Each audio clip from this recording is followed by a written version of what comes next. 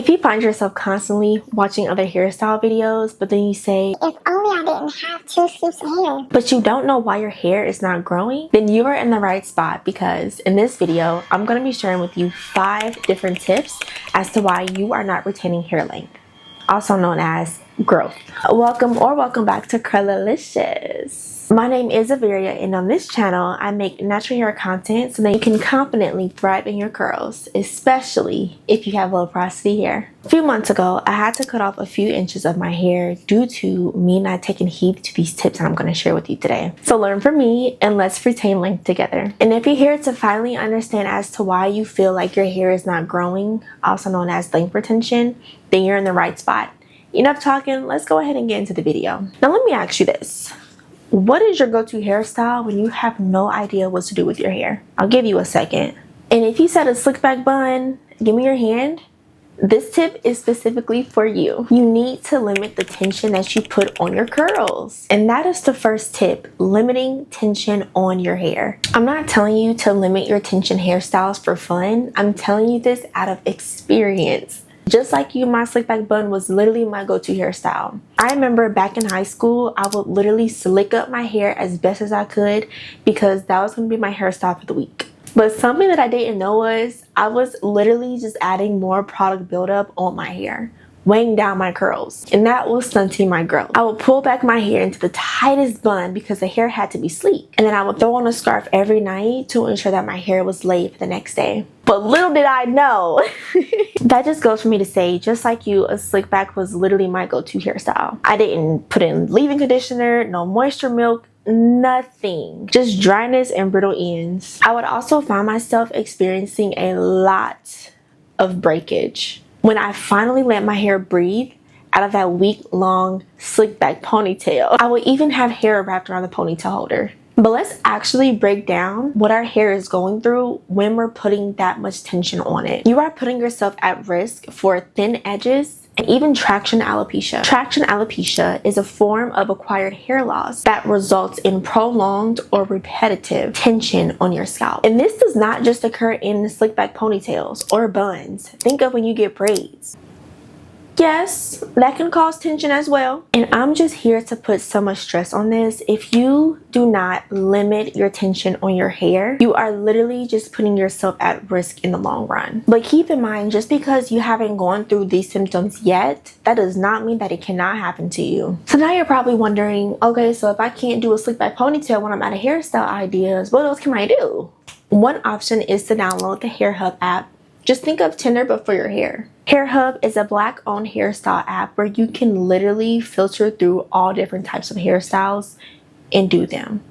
The app even has product recommendations and even the actual link for tutorials. Come on, girl. It does not get easier than this. Ranging from short, long, curly, straight, even protective hairstyles, the possibilities are endless. You can also get on Pinterest, TikTok, even Instagram, better yet, YouTube. I mean, you can also go to my channel. That's all I'm gonna say. My favorite go-to hairstyle is a twist out. It's so quick and it's so simple. And for me, I tend to get 2 hairstyles out of this one protective one. And I say 2 because normally I would braid up or twist up my hair, let it dry if I don't want to put direct heat on it. And then once my hair is completely dry after wearing it for 2.5 days, that 3rd day, I just take the curls or the braids out. And then my hair is curly. That's essentially what I did with this hairstyle. I will actually link my full wash day for this 3-strand twist, which also includes a tutorial. I will link it up here for you to watch. Out of all these different platforms that I just recommended to you, you are bound to find one. Trust me. I will also leave them linked in the description below. Moving on to tip number 2, and this is something that I will honestly find myself getting lazy with. When you are detangling on an old hairstyle, or even prepping your hair for wash day, you need to avoid brushing or combing out your curls when it's completely dry. And this is tip number 2. Avoid detangling on dry hair. Think about it. When you are manipulating your hair when it's dry, you're doing these things to your hair. Split ends, causing stress to your curls and your scalp by aggressively pulling on your hair, and intentionally pulling out your hair with the lack of lubrication.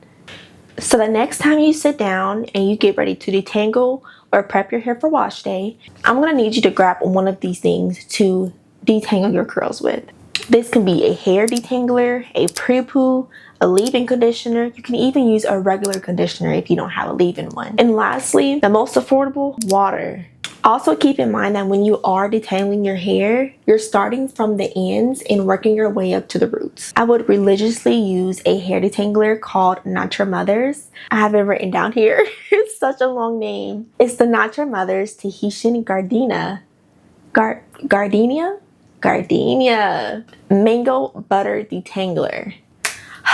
Try to say that 5 times. The Nature Mothers Tahitian Gardenia Mango Butter Detangler. Not only is that hair detangler affordable, it smells really good. A little goes a long way, especially for someone who has a lot of hair. Something else to keep in mind is that if you come across any knots or any tangles, just be sure to take your time. Don't rush through your detangling process, and do not detangle your hair when you're mad, girl. I also love to detangle my hair prior to shampooing and even in the shower as needed. Really feel like this helps keep my tangles at bay. Now, a handful of you may clutch your pearls when I say this. Give me your hands again. You are using the wrong hair growth oil. And the third tip is using the proper hair oils for your hair. But if I'm being honest, this can really be applied to any hair product in general. Just because the label says growth or nourishing, hydrating, moisturizing, whatever it claims that it's going to do, does not mean it's actually going to do that thing. You need to do your due diligence and do your own research, as well as actively looking at the ingredients in the products that you're putting on your hair. Now, this is not to scare you away from purchasing a hair growth oil, although I'll leave my favorite in the comments. You have to keep in mind that before you spend your hard-earned money, ensure that product is actually curated for low porosity hair. Also, you have to keep in the front of your mind that low porosity curls are more prone to product buildup than the other porosity girlies, which means, therefore, we have to stick to lightweight products to help minimize and reduce the product buildup on our curls. And yes, this applies to oils as well. So the next time that you are out browsing for a new hair oil, I want you to keep these in mind. Your argan oil, jojoba oil, grapeseed oil, rosemary oil, sweet almond oil. And I also read that amla oil is great for low porosity hair as well. Now, the reason that these oils are best for low porosity hair, they all have a smaller molecular makeup, which makes it easier for them to absorb into our tightly closed cuticles. But on top of easy absorption, they do a great job with nourishing our hair, but also helping promote hair growth, which is our ultimate goal, duh. I'm going to leave a link to an article that I recently read that touches base on a few oils that I just recommended. I found this to be a very informative read. They actually break down each oil, its genetic makeup, product recommendations, and a few other pieces of advice. I'll link it down below. Let me ask you another question. When's the last time you had your ends trimmed? And before you try to Uno reverse, I had mine trimmed earlier this month. So your turn. Let us know in the comments when is the last time that you had your ends trimmed. Which ultimately brings us to our fourth tip: get your ends trimmed. I've seen that people get their ends trimmed once a month, every quarter, twice a year. The frequency of your trims are dependent on how your ends are holding up. If you find that your ends are tangling a lot faster, or you may have visible split ends, or maybe your ends just feel a little bit more rough or maybe even brittle, then it's time that they need to go. Now, don't be like me and get scissor happy. I go to my beautician every 3 months to get my ends trimmed, along with a wash style, whatever. And I have been on this consistent schedule since I got my hair cut the first time. Proud to say I have visibly seen a difference in health for my hair. My hair is retaining length since I am prioritizing getting those dead ends cut off. So yeah, what happens if you don't get it trimmed? Your ends will continue to split all the way up your hair strap. And that's why sometimes you have those one frayed pieces that just stick up all on their own. Also, avoiding trims will cause your strands to be weak, which can also lead to hair breakage. For my hair, I know it's time for a trim because, just like I told you, the ends of my hair just feel rough and brittle, and my ends tend to tangle a lot more than usual. And also, I can just tell. But if you don't already have a beautician, it's time for you to do some research in your city. Find someone who specializes in natural hair care, not someone who can just braid down your natural hair and put on a wig or something. I'm super appreciative of my beautician because not only does she tell me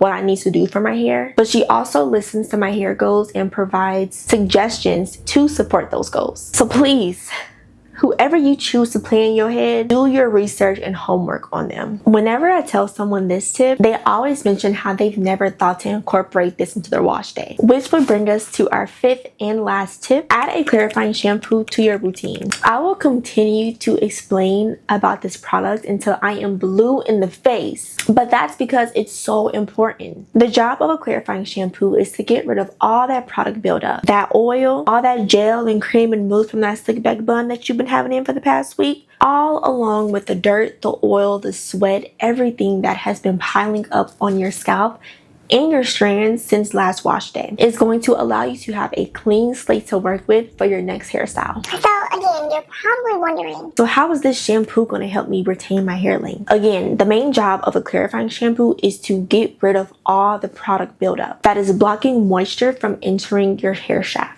Okay, think of it this way. When you wash your clothes, you don't just put your clothes in a washing machine and then just add in fabric softener. You're just trying to mask the funk. That's essentially the job of your clarifying shampoo, to get rid of all that product buildup. So then when you add in your new hair products, you're not just adding on more gunk to each other. This also helps your products penetrate better. I have been using the Design Essentials Almond and Avocado Clarifying Shampoo. I have used this shampoo for the past 5 or 6 months. Do you see how much I still have left in this bottle? And I use this clarifying step every single wash day.